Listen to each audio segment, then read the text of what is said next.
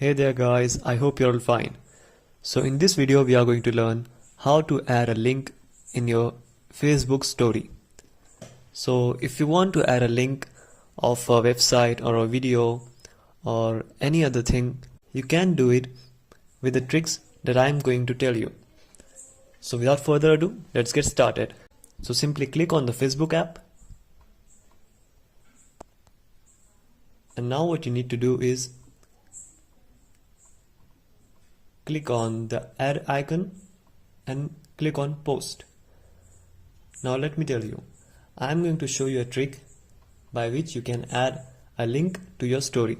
So what you need to do is simply post that link, and you need to click on this and choose only me if you don't want to show on your feed. Click on done. Simply paste the link here of a video or a website or whatever you want and click on post. Now it has posted the link. Now what you need to do is click on share, and from here you can see the option of share to your story. So simply click on it, and as you can see we have successfully uploaded the link on our story. So click on share, and it's showing sharing. Wait for some seconds and it has successfully shared the link to our story.